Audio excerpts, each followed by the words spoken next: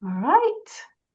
Well, here we are. Another webinar, another day, and we're so excited to have all our families joining us. We are going to give people some time to join in. We're so excited to have you as we prepare to have students go back home. And I know everybody's excited about them coming home and spending time, quality time, just chatting with your students. And then I know they need to come back and face midterms or finals, but they'll be back home for the holidays, hopefully, and it'll be a wonderful time. So we're going to let families continue to come in. We're also on Facebook. So if you see me turning my head, it's because I'm also monitoring Facebook. And the way our webinars work is you will have the opportunity to listen to our wonderful presenters today, and I'll let them introduce themselves in a little bit. But you will also have an opportunity to submit your questions through the Q&A section. So as we go along, if questions pop up or if there's anything you want to ask our presenters, please go ahead and put it in the Q&A and we'll get to those at the end of our presentation. Our webinar is being recorded here on Zoom and on Facebook, so you can view it later, you can share it through Facebook, and then in about a week, once we get all the captions going and everything set, before your student gets home, you'll have the opportunity to review it and just share with other families. So as we continue to let other families join us here and on Facebook, I just want to welcome our wonderful presenters from UAB Student Counseling today and Wellness Promotion. So I'll let them both introduce themselves, tell you a little bit about what their areas do, and then we'll dive right into our presentation for today as you prepare to welcome your students home for the holidays. So go ahead. Thank you so much, Carmen. My name is also Carmen. It's a wonderful name to have. I am a counselor over at Student Counseling Services. And of course, our entire mission is just to support UAB students by providing free mental health services. We provide education and different help for various concerns, as well as help during any mental health crises. And I'm Micah Harrell. I'm the director for Wellness Promotion. And so we are here to support your student in making healthy decisions that support their personal and academic success inside and outside of the classroom. We do that through health education. We also have a strong peer education program because we know that the culture is often set by our students, and having students who are well educated in the different areas that support student success, they can influence that campus culture. And so I'll talk a little bit more about that at the end, as well as a wellness initiative that we have happening this semester that we hope you'll be able to amplify when they're home.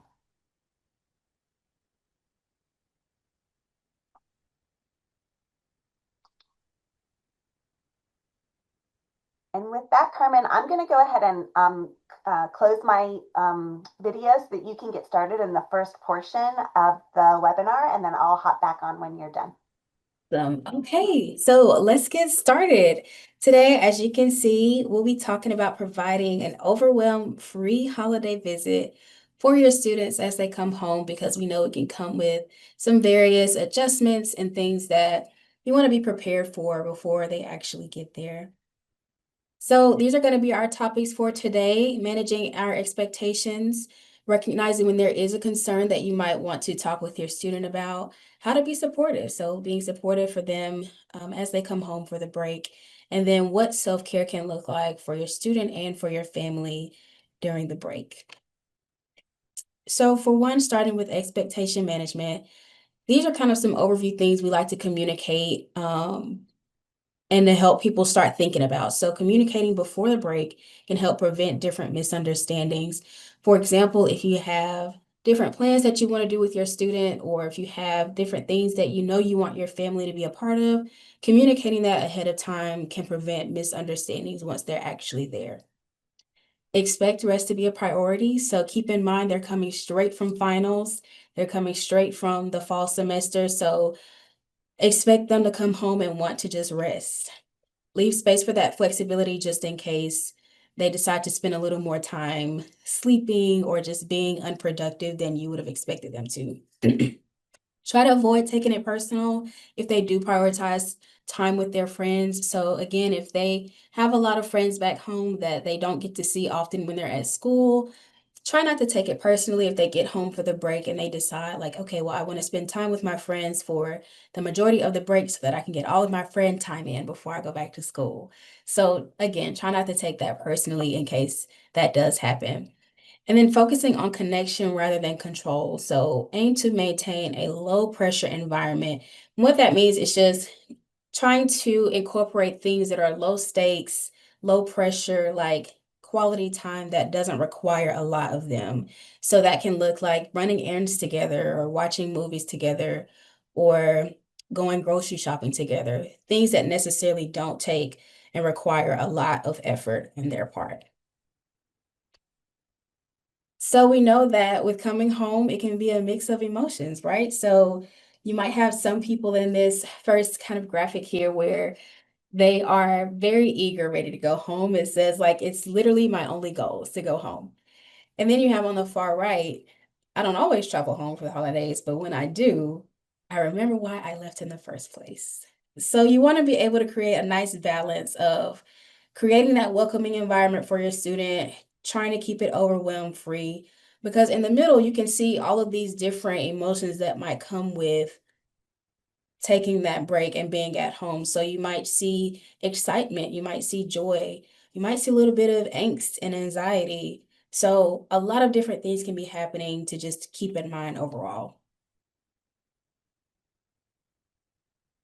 So as counselors, we say a lot, yes, and because two things can be true.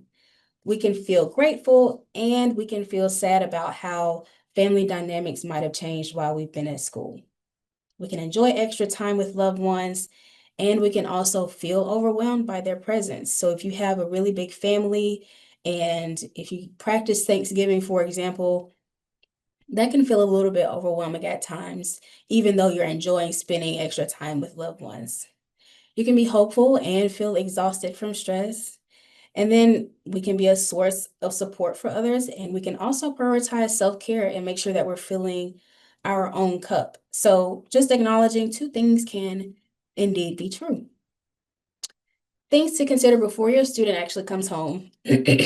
So, for one, give yourself permission to feel some mixed emotions when they return, because we know for you, there might be those mixed feelings that come up as well.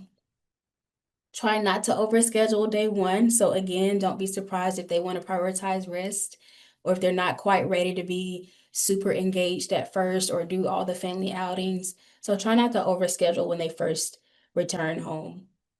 Do spend quality time with your student just by being with them. And what that means is kind of going back to those low stakes and easygoing quality time things that you can do. Like, again, just sit with them, just watch TV with them, something that doesn't require a lot of effort and energy. Don't negatively comment on their physical appearance. So if you happen to have a student that comes home and they look differently, try not to comment negatively about what they look like because we know that that could be super harmful for them. And you can try to approach it in various ways that are more healthy that still acknowledges what you see, but it's in a respectful way, but we'll talk about that in a moment. And then lastly, do tell them if the house is different. Tell them if changes were made to their bedroom. Were there any renovations that happened since they've been at school? Keeping them in the loop and having them to understand what they're walking into is very beneficial. So recognizing concerns, we want you to be able to look for clear shifts and not just the minor quirks. So of course, we know college age students are undergoing a lot of different transitions. They're learning themselves. And that means that they might change a little bit since the last time you saw them, and that's normal. But we want you to be able to look for clear shifts, like are they able to bounce back? Are they able to still socialize and communicate? Are they sleeping too much? Like, are they sleeping the entire time? Look for things that are those clear indicators that there might be an area of concern to talk with your student about. Listen for concerning language. So, are they speaking very negatively? Are they saying, I can't handle this, or this is too much for me?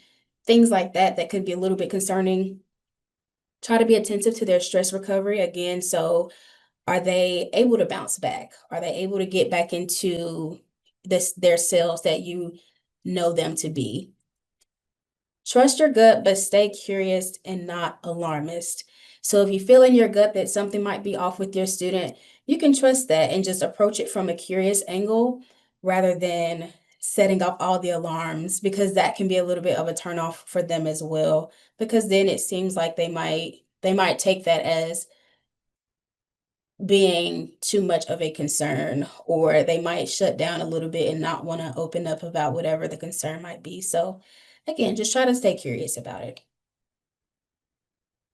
Here are some top concerns we've seen at student counseling services. We often see loneliness and isolation, of course, a lot of different anxiety factors, especially social anxiety, burnout. We definitely see that, especially by this time in the semester, because of how rigorous school can be. Um, some students by the end of this fall semester have reached some burnout. Transitioning, adjusting, financial stress. They might struggle with motivation at this time. So when they come home for the break, that's a great opportunity to kind of give them a new wave of motivation that might be really helpful for them. Of course, again, exhaustion, maybe even some grief, academic stress, and especially paying attention to prolonged stress and anxiety. So that kind of goes back to knowing how to identify those concerns when it is time to have a conversation with your student. Okay, when it comes to being supportive, so I won't go into detail because our slide later on is going to go into all of these, but these are kind of the overviews of 4 different ways that you can make sure you're being supportive of your student. Things to consider. So they might be experiencing some things that show up a little bit different. So they might worry about feeling overwhelmed when they go home, and that might show up by them withholding information. They might not want to tell you how much money they've been spending, or if they've decided to change majors all of a sudden, that might be withheld from you if they feel overwhelmed when they're coming home. They might experience some worry about being judged or being misunderstood or alienated from the family, and that might look like not wanting to share honestly about their mental health struggles. They could be concerned about worrying their parents, worrying their caregivers, being concerned that the stress is too much for the family. And that can look like them intentionally trying to protect the family members from that distress because they don't want to add any stress to their plates. And then lastly, down there, the desire for things to be the same or to be different and wanting to be treated differently. And that can look like them creating more distance or time alone and wanting to differentiate in a way that they haven't before.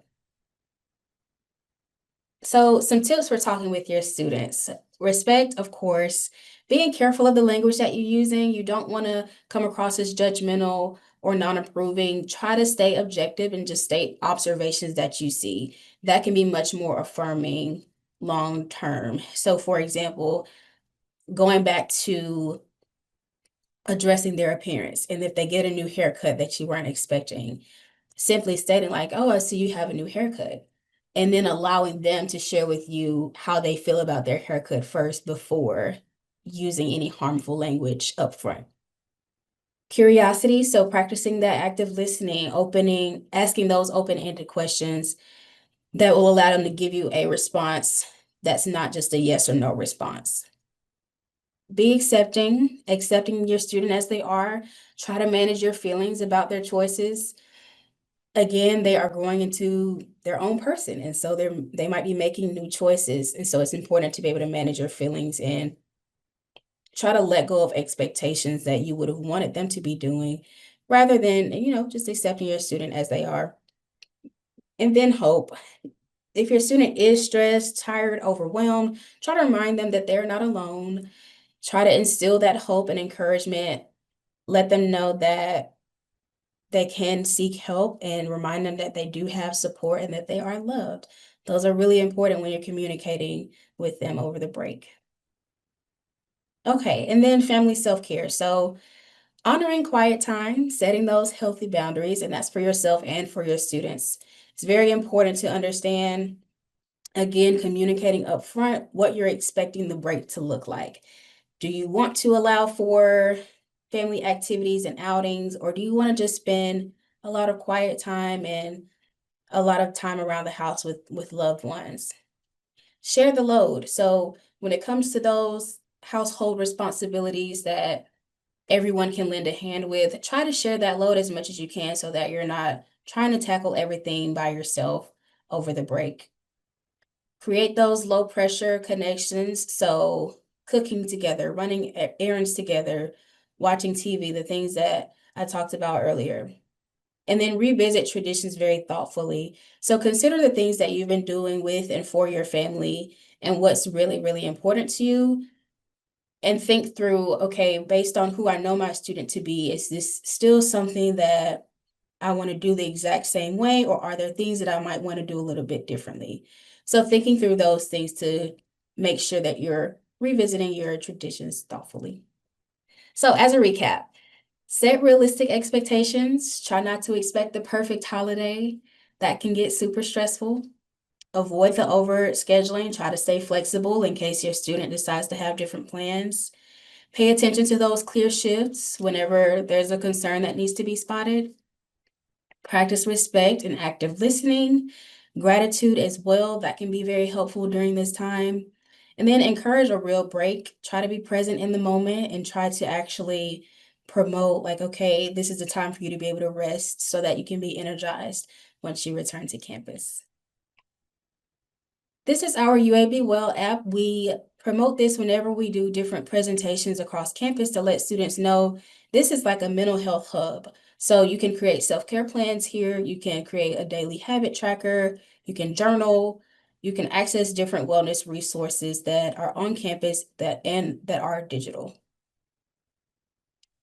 Together All as a platform, it's a 24/7 platform where students can anonymously talk about different concerns that they have or things that they're going through, and they can connect with each other and maybe receive that community support. They can find courses specific to those concerns, and they can access more resources there as well. And then TAO, that stands for Therapy Assistance Online, and that is where they can access several different modules about different mental health concerns. The videos are as short as 1 minute, and some of them are as long as 30 minutes. And those are typically like the mindfulness modules, but each module has a series of videos that creates an entire lesson where they can learn about these different concerns. And that is my presentation. So thank you all so much. I will now open the floor for any questions.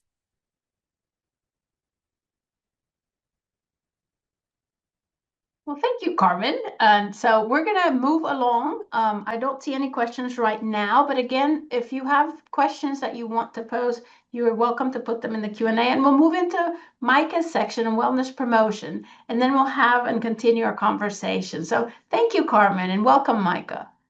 Thank you. I am going to shift gears a little bit. I'm going to talk about a campaign, a wellness campaign that hopefully your student has seen if we've done a good job, and also talk about ways that you can be checking into their wellness habits and support those habits while they're home over the winter break. So let me share my screen with you guys right here.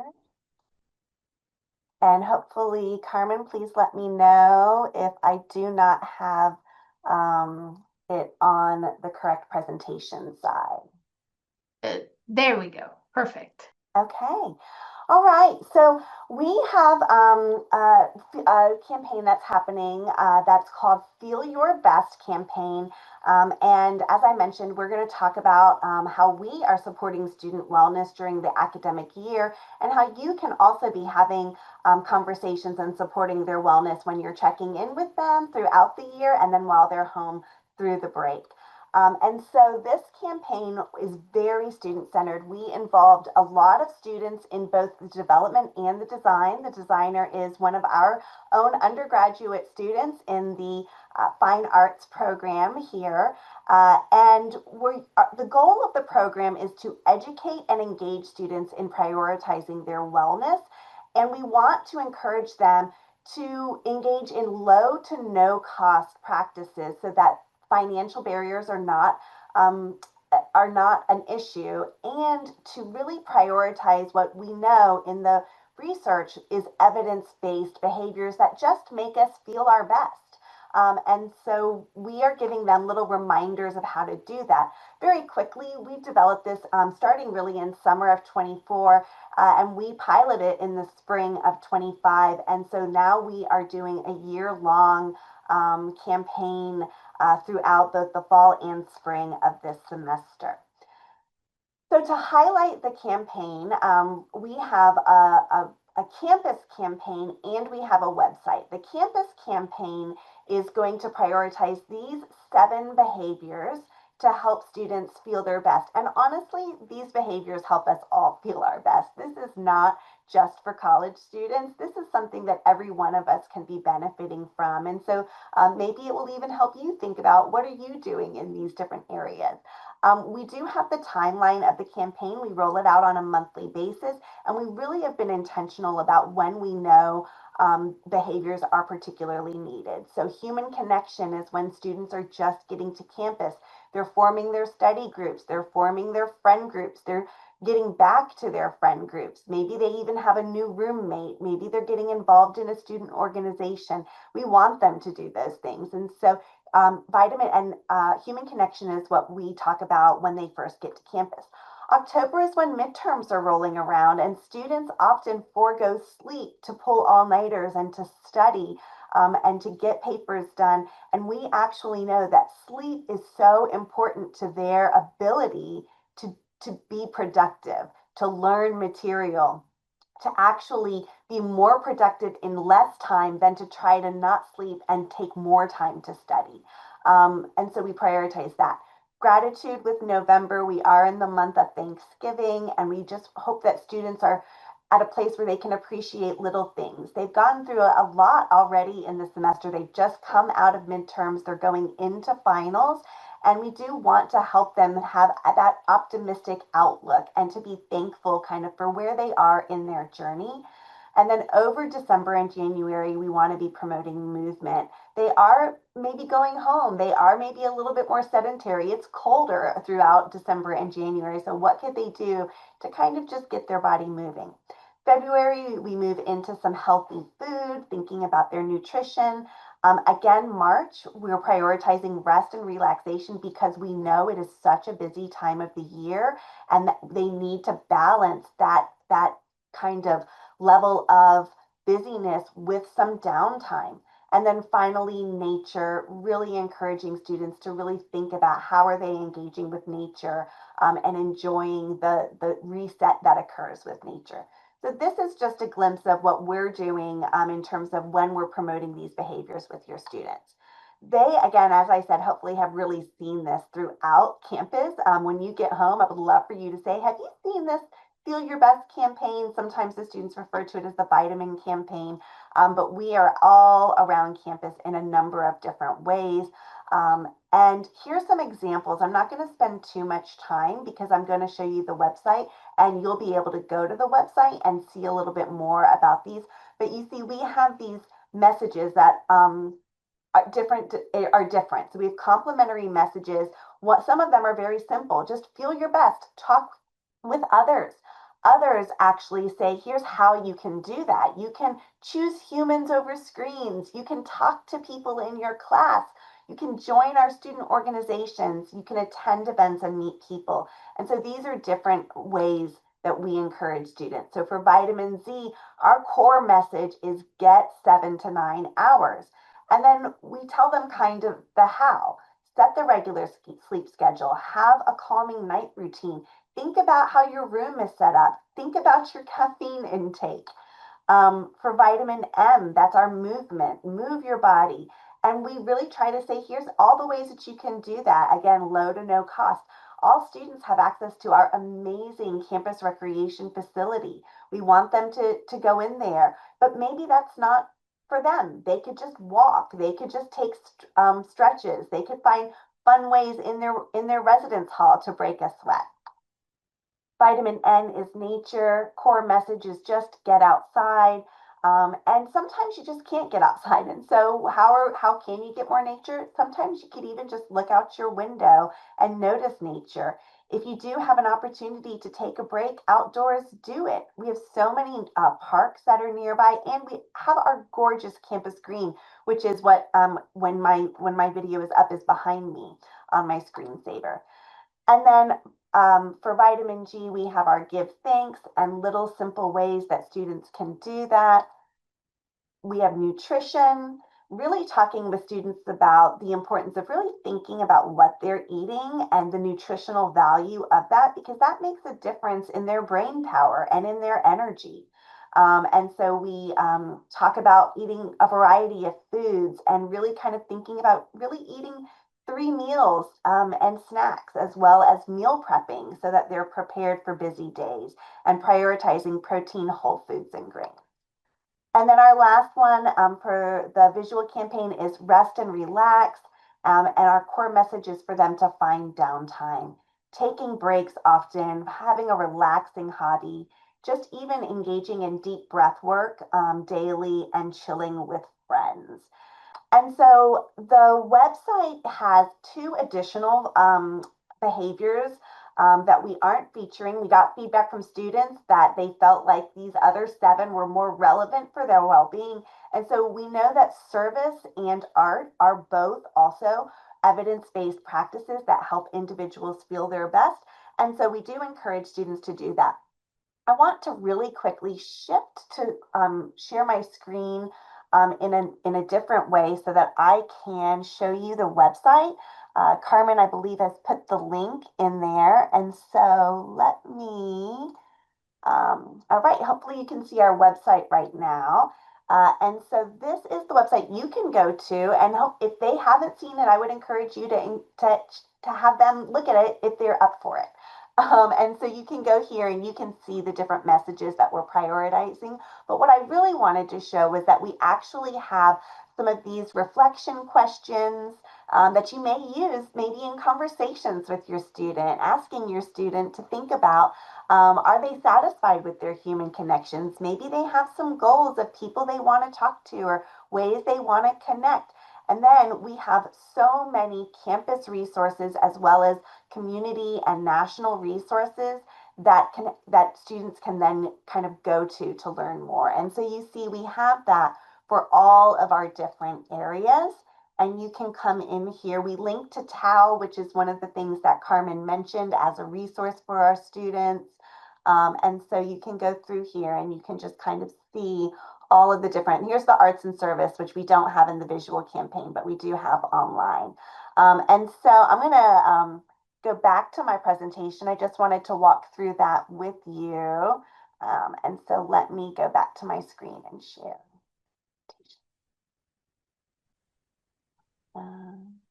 And while you do that, I just want to remind everybody, these are wonderful resources. And so getting to know, becoming familiar with these resources before your student comes home is helpful, because you can plan on having those conversations, plan on maybe finding those moments or setting those moments for when you can have those conversations.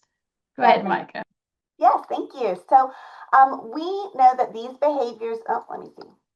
These behaviors matter, and we want students to really be doing this consistently, because they are facing significant academic, social, and development stressors, and we want them. We know that these are evidence-based. These aren't just things that might be a good idea. We know there is research behind them that really impact individuals' physical and mental health.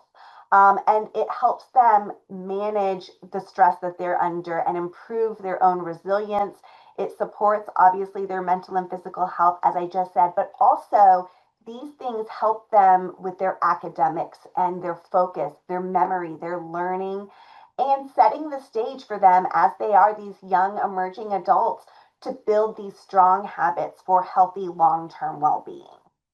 And so you can see some of the evidence that is behind them. We know that students who are humans, I'll just say humans, who have strong connections with others, they truly have lower cortisol in those moments of connection. It boosts oxytocin, which is a feel-good hormone. It strengthens feelings of belonging. Sleep is foundational to health. It helps students with regulating mood. It improves their memory consolidation, which helps with learning. Healthy food most certainly supports brain function as well as having energy for all of the things that they're managing. Rest and relax decreases the physiological stress response and it helps replenish energy so they can continue to do more. Simply engaging with nature, even if it is looking out of a window or having a plant, lowers heart rate when we're in those moments when we're noticing nature and appreciating it, as well as lowering our stress hormones and helps us to refocus sometimes. Gratitude promotes this kind of viewpoint of optimism and positivity and appreciation for the moment and for what one has. Movement definitely helps boost our mood and our cognitive performance. And then art as well helps create this cognitive flexibility and reduces stress hormones. And a person doesn't have to be an artist to engage in art. You can, we have the Alice Stevens Center, we also have the Ava Art Museum. And so we've got lots of ways that students can engage with art beyond just being a painter or a sculptor or a drawer. And then acts of service and engaging in volunteerism boosts purpose and meaning. And it also encourages social connection when you're doing something together in community for community. So one of the things that we encourage students to do are it doesn't have to be hard. There are really quick things that you can do to boost your engagement in these wellness habits. And so maybe one day you haven't connected with somebody, just text or call a friend just to check in or a family member to check in. For sleep, they can really just think about what is their bedtime routine. Healthy food, are they thinking about the variety and the nutritional value of the food? Rest and relax. There's some really good, just very simple, very quick breath work that students can do. Nature, not just walking between classes outside, but maybe looking up, noticing the trees, noticing the grass, seeing the nature that's around them, taking breaks outside. With gratitude, writing something down that went well today at the end of the day or someone that you're thankful for. Movement doesn't have to be a hardcore 60-minute, routine. You could just be something simple like jumping jacks or stretching. And then of course, engaging in art. I mentioned some of the different ways, but even doodling, coloring, listening to a favorite song, and then service. There is formal volunteerism and that's important, but you can also just simply do something kind for someone and that's also an act of service. And so these are the kinds of things that we're doing, but we think that you can make this a family affair. And the winter break is actually a great time to do that. But also, this is something that you could be checking in with them on throughout the academic year. And so, what we would love is to see you using this campaign to guide conversations with your students, asking them about their sleep patterns and their habits, checking in on how they're connecting with their peers, how much time they're spending in nature. Are they even aware of or using the rec center? And then talking with them about what are the healthy ways or the not so healthy ways that they're managing stress and helping them come up with ideas for healthy ways and easy and consistent ways that they can manage their stress. And really thinking about stress is best managed proactively by having all of these consistent habits. And it doesn't have to be all, that can be overwhelming, but a few that really work for them. And then, of course, modeling healthy behaviors with them. And so we put together this idea of a winter break wellness challenge for families who are welcoming their students home.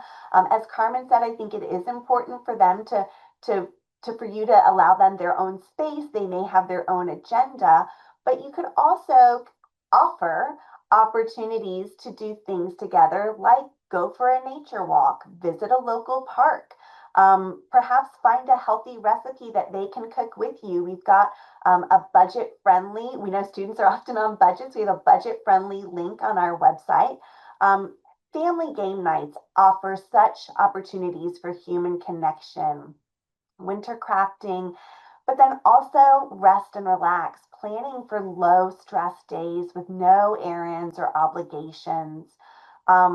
Often there are many volunteer opportunities if that's something that many families will do, but if not, it might be something to consider. And then maybe talking about things that have gone well and things that you're grateful for, and maybe even having a gratitude jar, or at the end of the day listing one thing you're grateful for, or one time through the weekend or something like that. And so these are different opportunities that you can infuse this at home when they're on winter break that will also help replenish and help them engage in really important wellness activities.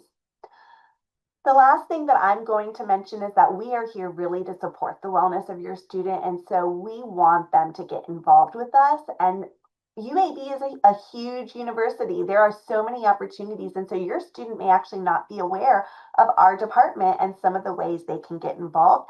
So I just wanted to mention that briefly. We do teach a class, so if your student has an opportunity for an elective in their schedule, this can be taken as an elective course. It is it's called, the course title is CHHS 426, and it's called Peer Wellness Education. It is, even though it's a 400 level class, we really have tailored this for freshmen and sophomore students, but juniors and seniors benefit as well. And it just goes over different college life topics that give them the skills and knowledge that they need to make healthy choices in their own health and wellness. It is also a service learning course, which can check a box for some students in their majors. And then finally, if your student is in the honors program, we can also give them honors credit for this course. So that's one of the ways that your student can get involved with us. We also have this program called the Certified Peer Health Advocate. And this is a 4-series workshop. We often offer it in 2 Friday afternoons or 1 all-day Saturday training. And students can come in and they can kind of get some more information. It's not as in-depth as the class that we teach, but it gives them, again, a broad overview of a variety of different topics that we know students are making decisions about. So how to be a positive influence really is the building blocks of peer education. Prioritizing yourself. You know, what are you doing for sleep, stress, and self-care?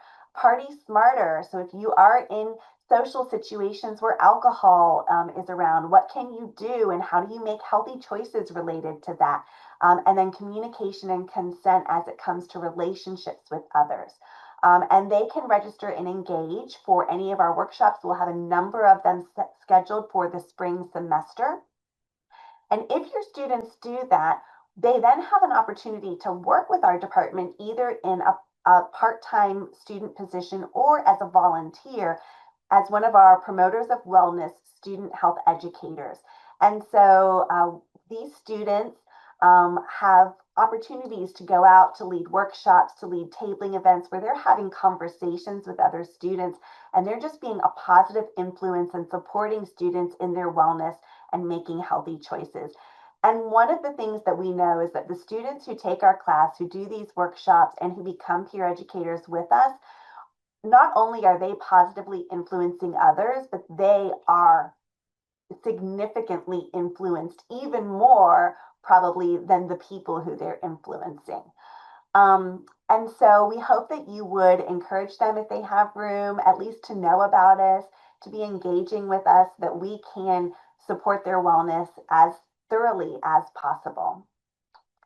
And so with that, I conclude my portion of the webinar, and I want to just say to you, I appreciate your time, and I really hope that you are able to enjoy your time together with your student over this winter break.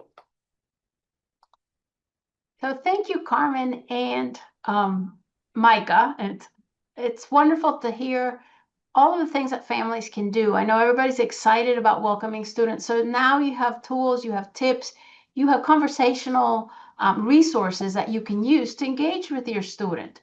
Be aware of what they need when they need their space, and like Carmen said, don't take it personally. So there are wonderful resources in all the websites. I added the link to the Feel Your Best campaign, so you can go back and look at some of those questions that you can engage with your student on. Carmen mentioned several tips that you can look back and reflect and even share with other family members. There's always, family members also want to know how students are doing. Sometimes that can be a bit overwhelming for students and families. Family members may take it personally. Oh, they don't want to tell me, and so this is a great moment for everybody to get prepared. Big gatherings, small gatherings, but everybody comes together and expressing that sense of gratitude. And as we said at the beginning, and when we invited you to join the webinar, all of these tips are not just for the holidays, but just like the campaign, there's different things students and you as family members can do to support your student and each other throughout the academic year. So we hope that this webinar has been very helpful and that the tools and resources have been extremely helpful. We do have a couple questions that are popping up. I'm going to give people a couple more minutes to add some more questions, and we'll go ahead and answer one. This is more than a question. It's a comment, and it says, "Thank you. I really need this." And so that's what we're here for. We're here to support you as family members, because we know it's, especially if your student's a freshman or if your student is a senior, this might be the last big Thanksgiving that they might be at home for, if they're moving somewhere else or if they're looking for jobs. So it's regardless of the time of when your student is coming. We are very glad that this has been helpful, and we do hope that throughout the year we can support you. And please know that we're here to support you in many ways. And so as I let other families, and again, you can submit your questions through the comment section on Facebook or here in the Q&A, I would like to take this opportunity to just do a little kind of like commercial type thing. I don't know, Micah, can you see and Carmen, can you see the kit? So this is, we've been talking about when students come back from the holidays, they'll be coming back to, they'll be coming back to final exams. So the fun and all the great moments that they've had at home, we want them to carry them on, and we also want them to carry on all of those tips that we gave you. So we have put together this exam survival kit that you can send to your student. You can order it through the QR code or through the Family Hub, and I am going to place all that information there. But we invite you. You can send a personalized message, so the message that you gave them when they came home can continue when they're here on campus to take final exams. So we still have some of these kits available, and we have partnered with Wellness Promotion. You see the campaign on the kit, you see it on the little utensil set. There's, believe, a little eye mask for sleeping, taking care of that, and some fun activities. So check it out on the Family Hub or through the QR code that's on the image, but definitely through the Family Hub, you can select and you can order your kit.